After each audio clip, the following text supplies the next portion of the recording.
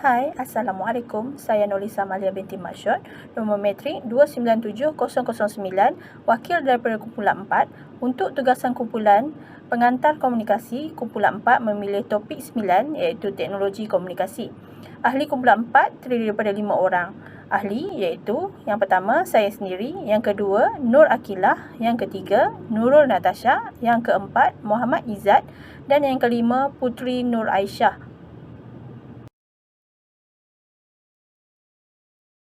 Pengenalan teknologi komunikasi. Teknologi komunikasi adalah proses yang menggambarkan hubungan antara manusia yang berlantaskan teknologi sebagai alat bantu menghantar atau menyebarkan sesuatu maklumat seperti pesanan, mesej, perasaan atau fikiran yang disampaikan kepada manusia dengan jelas dan tepat dengan menggunakan alat komunikasi seperti telefon, komputer, radio, internet, televisyen dan juga email. Assalamualaikum dan salam sejahtera. Saya Nurul Natasha daripada kumpulan 4. Hari ini saya ingin membentangkan tentang kebaikan teknologi komunikasi. Poin saya yang pertama iaitu memudahkan urusan semua orang. Boleh bagi kat sini dalam segi pembayaran bil. Jadi saya sebagai pelajar PJJ, saya tidak perlu pergi ke U untuk membuat bayaran kerana hanya perlu membayar secara atas talian. Seterusnya ialah mengakses maklumat. Membuat sedikit sebanyak research daripada internet untuk mendapatkan maklumat yang lebih lanjut. Berkomunikasi di laman sosial pula. Untuk hal ini kita boleh berkomunikasi dengan sanak saudara kita yang berada di dalam dan luar negara menggunakan aplikasi WhatsApp, Instagram dan seterusnya ialah meluaskan perniagaan atas talian. Dengan perniagaan atas talian ini telah memberikan keuntungan yang lumayan kerana mereka tidak perlu mengeluarkan kos yang begitu banyak, tidak perlu mengupah tenaga kerja. Dan akhir sekali, teknologi ini dapat melahirkan pelajar yang celik IT, tahu tugasan-tugasan harian ataupun tugasan keesokan harinya plus internet untuk mencari bahan-bahan yang diberikan oleh guru dalam grup WhatsApp tersebut.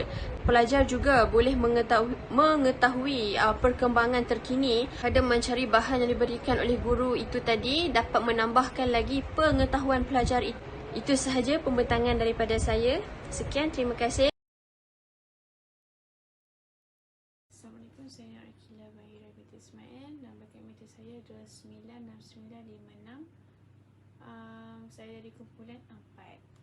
Keburukan teknologi maklumat yang pertama adalah kebergantungan yang terlalu kerap terhadap teknologi maklumat. Sebagai contoh, kita terlalu banyak luangkan masa dengan aktif dengan handphone, dengan teknologi yang ada, sampai kita terlupa nak berkomunikasi dengan manusia persekitaran. Seterusnya yang kedua pula, kita keburukan teknologi maklumat ni akan mengakibatkan kenaikan jenayah cyber. Sebagai contoh yang kita tahu, cyber yang makin meningkat dan sangat famous sekarang ada scammer lah. Yang ketiga, keburukan teknologi maklumat ni akan mengakibatkan perkembangan sosial dalam kanak-kanak terbantu. Hal ini demikian kerana sebab parents sekarang mostly akan bagi telefon sendiri, gadget ataupun iPad ataupun tab untuk kanak-kanak, bagi mereka duduk diam. Contohnya kalau kita pergi kedai makan kan, mostly kita nampaklah parents yang bagi gadget dekat kanak-kanak apa semua ni sebab nak bagi duduk diam. So bila dia pernah terlalu dengan gadget, dia pun susah nak renggang dengan gadget ni, and then dia pun akan jadi macam terlalu addict dengan gadget. Perubahan teknologi maklumat.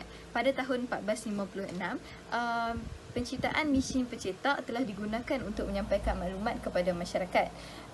Mereka menggunakan kaedah bahan bacaan untuk menyampaikan maklumat kepada masyarakat dengan mencetak bahan-bahan bacaan tersebut. Kemudian penciptaan telegraf dan telegraf elektronik digunakan untuk sebagai platform jarak jauh untuk menyampaikan maklumat kepada masyarakat.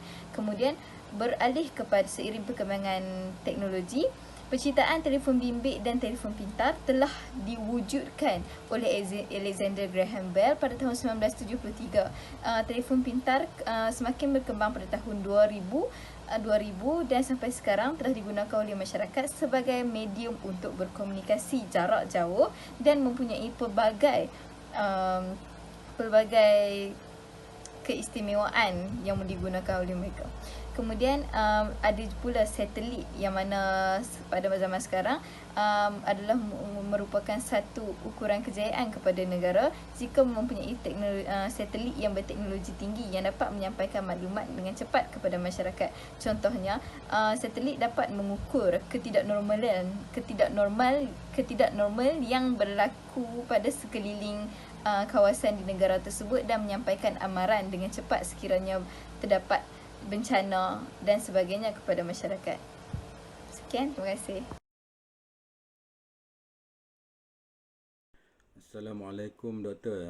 Saya Muhammad Izzat bin Abdul Aziz, nombor metrik 296977 dari kumpulan 4 akan membentangkan kesimpulan berkaitan tajuk teknologi maklumat.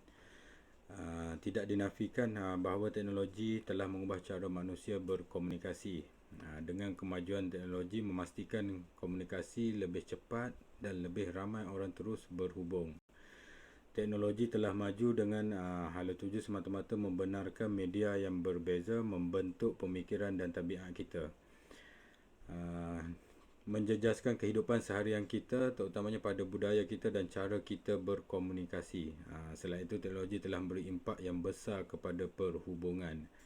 Dengan perkembangan teknologi, komunikasi itu sendiri pada dasarnya tetap membawa pelbagai kesan yang sangat luas, baik kesan positif maupun negatif. Sekian daripada saya. Terima kasih.